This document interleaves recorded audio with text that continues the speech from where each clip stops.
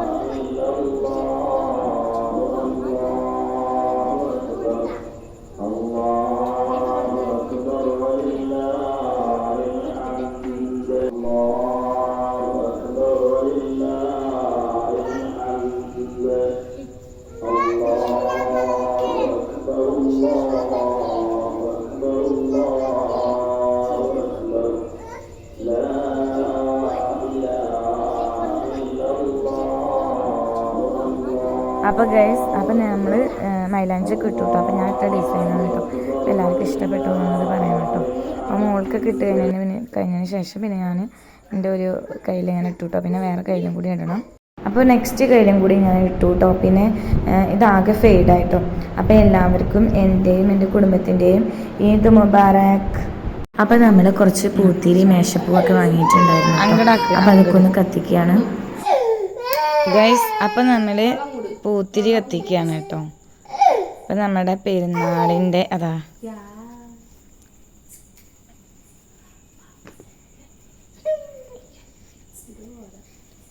പെരുന്നാളിൻ്റെ തലേ ദിവസത്തെ പരിപാടികളാണ് കേട്ടോ നമ്മുടെ.